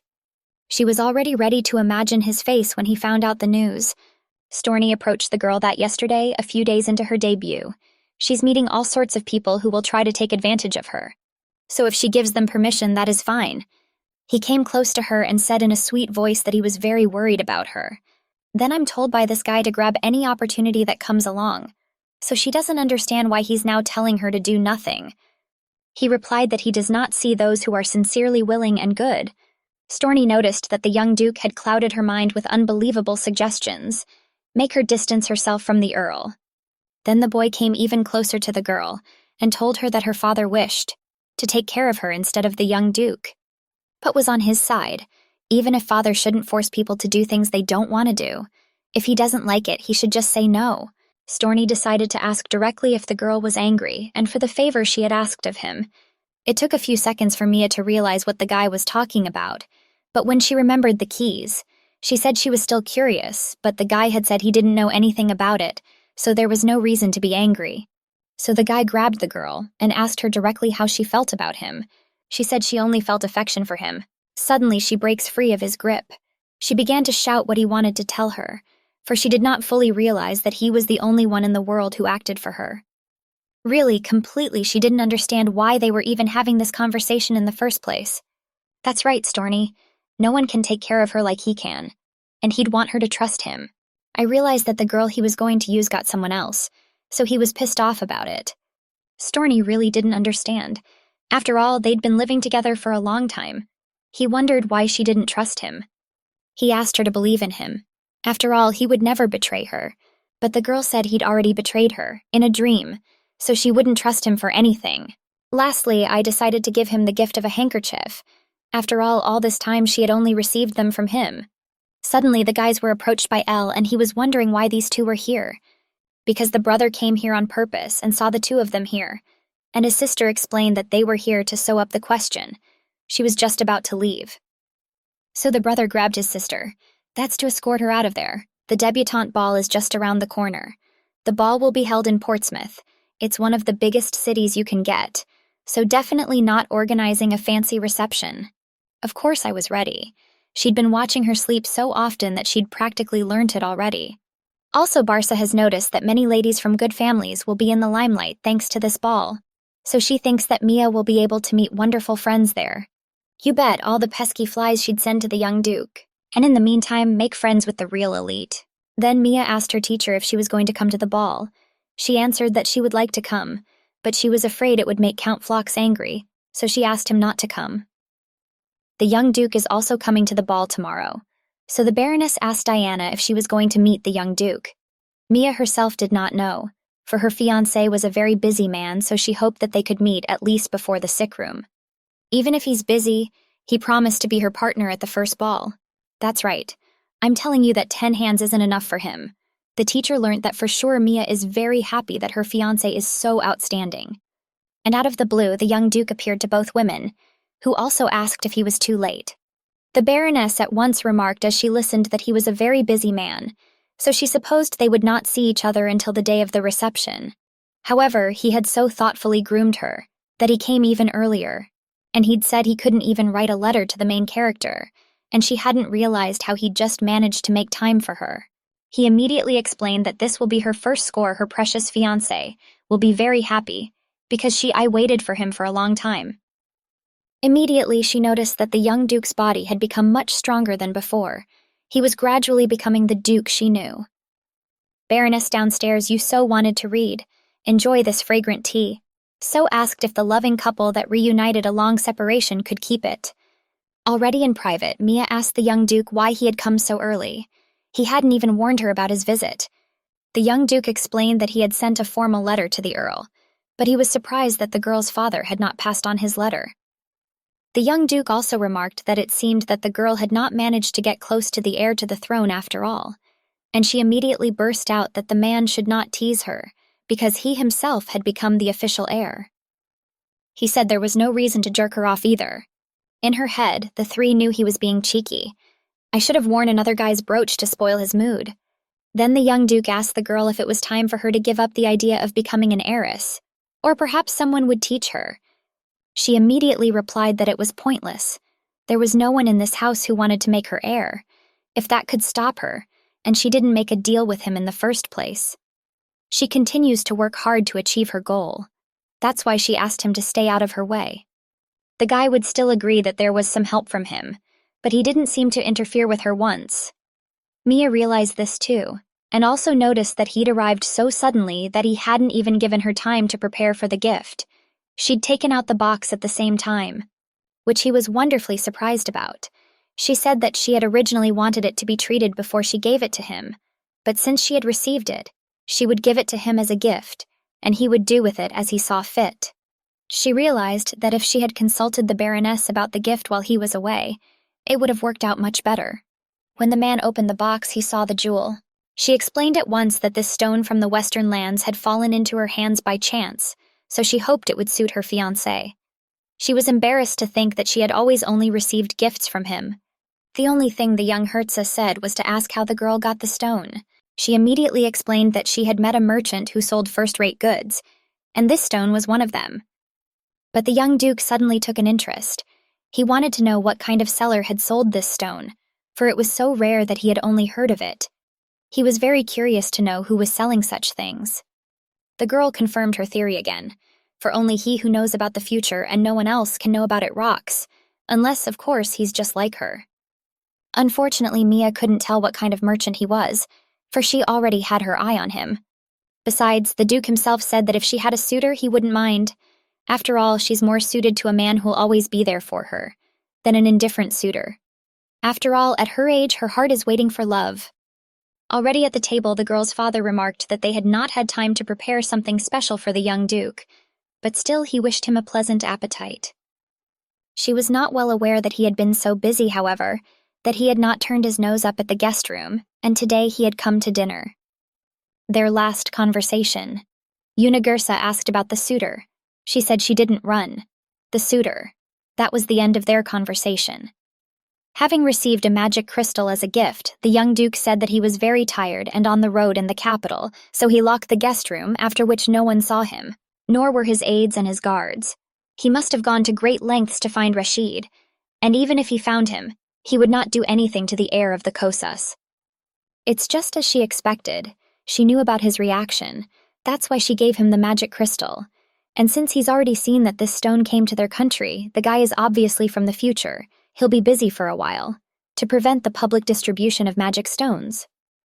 And she was able to buy some time. Terrified at the table, the young duke informed the boys that there had just been a present he had prepared for the young lady, so he asked if he could present it here. He snapped his fingers.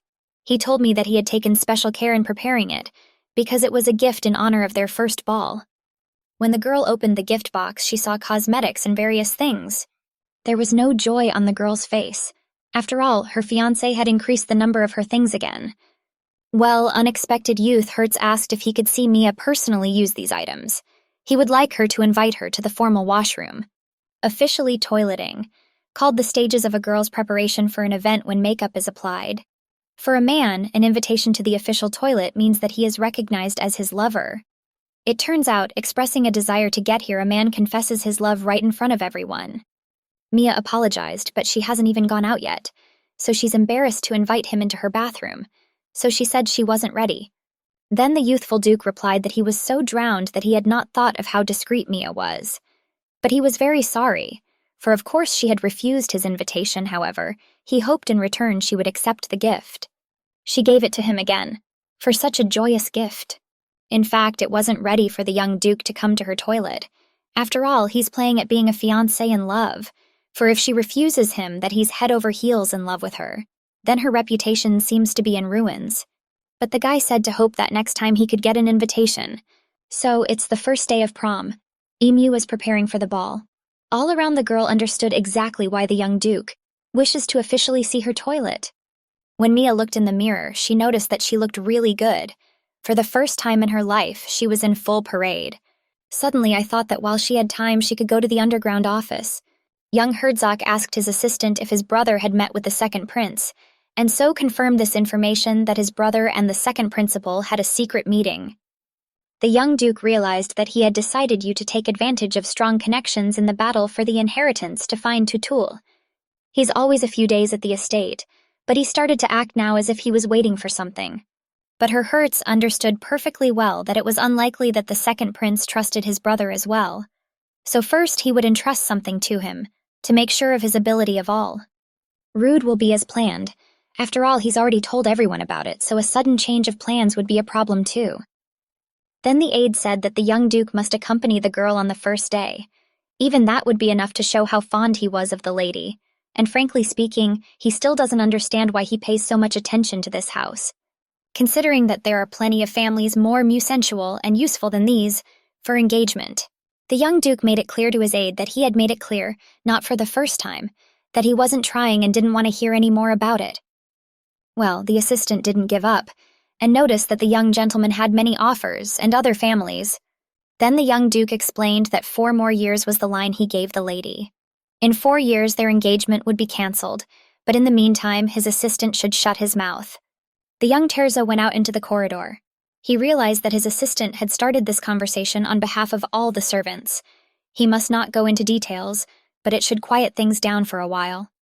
However, pulling the road construction to look ear time will not work. Soon the construction will be finished, and if trade works out in this life, then what happened in the past will happen again. Already in the corridor, Mia met her fiancé, and such a picture of Junkers was at once embarrassed and could not get a word out of himself. Then he was interrupted by Mia, who woke him from his dream, and asked him directly if he was getting ready for the ball. Then he replied that he was already fully prepared. Just a glance at her, he's afraid his clothes will turn out to be too unsightly. He usually saw that Mia wasn't too dressed up, so he didn't notice how bossy she is. He only has her full image from a past life pop into his head. When she was with short hair, her full image from a past life. A more open dress would look great with that high hairstyle. He was sure that her shoulders and neck were hidden under the fabric too, and next time it would be better to give her a necklace instead of a bracelet. The man realized that he was now having lewd looks and thoughts. He realized that once his fiancée came out, all eyes would be on her. And Love, seeing her, would believe that he was really in love with her. The outfit matches her hair color perfectly. The man's hair is long, so he's very happy that she has long hair. Mia thanked him for the compliment, and was also surprised that her indispensable hair interested him so much. Maybe she should have cut it short or presented it. It was a question. The Southern Duke replied that many lovers keep each other's locks in lockets. If she gave him hers, he would take it gladly. For 6 years now, a man has been watching this as she can't control her emotions. To some degree, he now finds it cute. This girl who gave him poison in a past life. Suddenly, I asked him why he was laughing. Couldn't he imagine her with short hair? A girl with piercing eyes, Marine is in her master's arms. Youth. Herzog answered in the negative. He could imagine what she would look like with short hair. And it seems an imagination than it seemed to be a girl. Hera also remarked that he could picture her as if she had hair like a young man. Why she was surprised. And I said it was too long. I mean, he must have had mockery on his mind. So she asked him not to say any more nonsense like it was yesterday. And she also asked him not to talk nonsense like he did yesterday about how he asked her to invite him to the official toilet in 4 years. They will be separated, because there is no need to talk about something that could be misunderstood. The young Duke realized that although she was acting cold-blooded, he was sure that she still had some interest in him. But as always, he doesn't see the least bit of affection in her. Since she wasn't in love with him, he didn't understand why she kept trying to manage his jealousy. If the report is to be believed, despite all the attempts of the Storny, she is not going to develop their relationship. Then the only thing on the young Duke's mind was that his fiancée had decided to bargain with the unknown if she succumbed to his charms, which would lead to the opening of trade with Igalo. It would be a disaster for him. After all, he was doing his best to prevent the construction of the road, to delay as much as possible the start of the trade exchange with this city. The manifestation of magic crystals in this state cannot be allowed now. Then her Duke said he did it because of what she said about a suitor, because he didn't realize she could have anyone more suitable than him. In 4 years, you could fall in love with someone like him. But Mia said that the Soul Duke seemed to have a memory problem. She already said he wasn't her type. Even though he's beautiful, he's in her dream. Then he moved closer and touched the girl's face, which embarrassed her at the same moment. He asked for forgiveness, but there was Pauline on her face. After all, I probably shouldn't have gone laying out like that.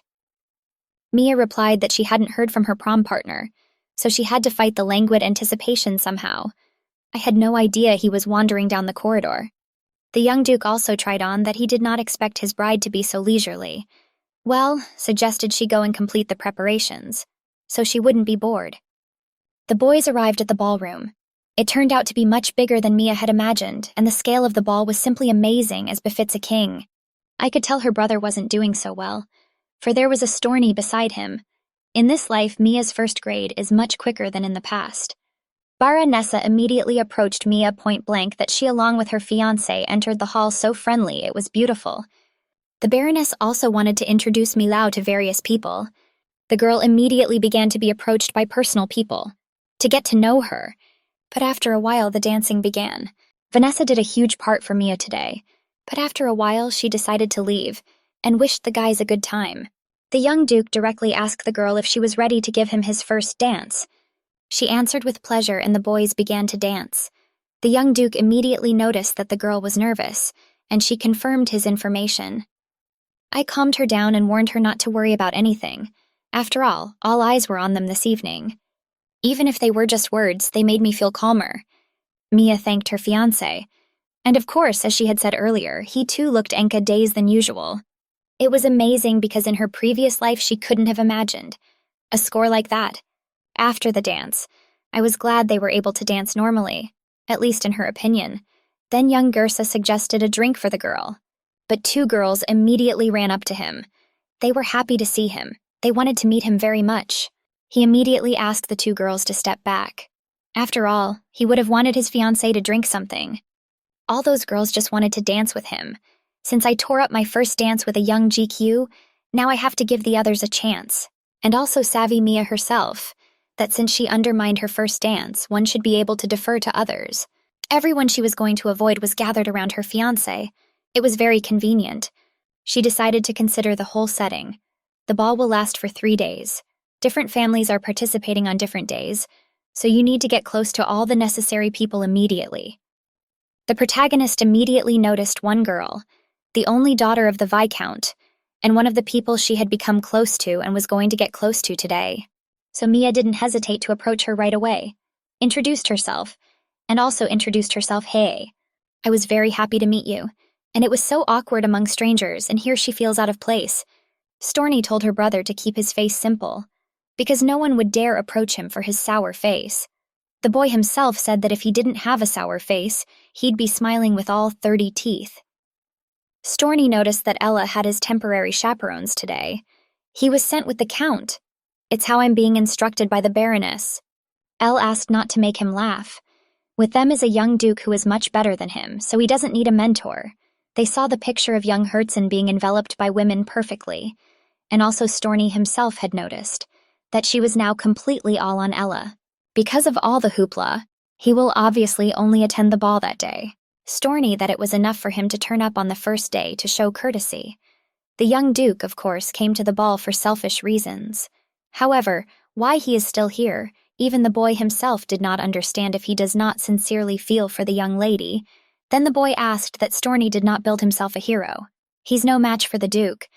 Storny asked Ella if he was going to send his sister away. The boy replied that he didn't know himself how Storny manages to spin his father, but he wouldn't buy it himself. Storny called the boy stubborn, and he and his sister are like two pairs of boots in this. Mia chose Duke, and he respects her choice. So her brother is resigned. There's no way she's going to be a Storny. And that's why the boy isn't going to give his sister to someone like Storny. Tell the boy he's got something his sister needs. There's something important, something the boy doesn't even know about, something she's been begging him for all this time. And it's something not even he or the splendid young Duke can give her. He's the only one who can give it. Storny realized that if he went up to the girl now and asked her to dance, she would say yes without a doubt, and he was even prepared to load up the boy's policies. So after a few minutes he did so. He approached the girl to bring her to the dance. He introduced himself to the other women. Mia was only interested in why her brother was left unattended. The guy replied that he was afraid, but his turn would never come if he stayed away. It's her first score and she shouldn't be limited to one dance. The guy was well aware that the girl had a great partner, but maybe he should have given it at least one chance. Of course, Mia apologized first, but the guy came closer to them and told them he had a present for her today, and asked if she'd seen it. She was surprised at first. What's Storny talking about? Then Storny told me that the locks were open today. Then Mia decided to go dancing after all, and asked her friends if they were willing to wait. She didn't answer in the affirmative. Of course, I'm sorry for all the girls who had families around them. They were certainly helpful, but their families couldn't be called special, so he didn't know why I was wasting my time on them. The guys started dancing together. Before the dance, I asked him to be neater. When he asked why, she said he had to be neater so he didn't get a trifle of her fiancé's glove, and that they should keep their distance from her. Oh, and the books from the underground cabinet belong to her family anyway. It's kind of skimpy for a gift, so she's even a little disappointed. I guess she shouldn't expect anything huge from him either. Storny noted that he would really have to try a lot harder to gain Mia's trust. When the guys were dancing, the guy decided to come back. I remembered that when she entered the earthly study in the afternoon, the books with locks on them were open, but she had no time to read the books. So she wrapped them in a cloth and secretly took them out. That's when she met the young Duke, right in the corridor. And luckily, he wasn't interested in her things. And no one else noticed her, and she was able to hide the books in her room. But that means the pictures were taken by the Storny himself. She thought the Count was the only one who really had the keys. She wondered how he could have got them, and if he read those books. She'd been too thoughtless, thinking that since her brother had the key to the study, there was nothing to worry about. And now she realized as soon as she got home, she'd have to ask her brother to open the door, and then read everything. And even if it took all night, the girl was immediately approached by her fiancé, and noticed that soon it will start and his favorite tune he creates that interrupts their conversation. But he wanted to propose a dance. Mia decided to make a joke about her not having time to try with other men after all. After all, she was very busy right now and she didn't really want to dance. Then the young Duke asked the young girl if he wouldn't be enough. Everyone began to look at the girl. She realized that if she refused now, people would call her a woman who had left her fiancé for other men. So she decided to dance with her fiancé after all. As they danced, the young Hertz thought she was attracting his attention with her behavior. He never danced with anyone else, but she went dancing with another man while the groom was watching. Of course, Mia apologized, but it was her first score. Her desire for sans vice with as many partners as possible. More. The young duke then inquired why on earth she did not dance with the various gentlemen, but chose the dance of someone. After all, personally he is no worse, so he friend asked if Mia liked the appearance of the Storny if he dyed his hair the color of gold, will she like him? She said she didn't like golden hair or any other kind. He's a young duke who took her away from her socializing to talk such nonsense, so they shouldn't talk about it. But she asked suddenly to forget about it. After all, his visit had helped them a lot. No one else would talk about their possible breakup or try to get attached to her. And thanks to the young duke, she was sure the next 2 days would pass her less comfortably, but she thanked him. Because she knew perfectly well he was busy, so we can get back to business. The young Hertz didn't give a hoot and didn't realize I was talking about what the girl was talking about, and after all the score lasts for 3 days. And today was only the first. She knew all about it, and she wanted to say that she understood and that his presence on the first day was more than enough. It's his fiancé's first ball. He will be attending all days. What even Mia was surprised beyond belief.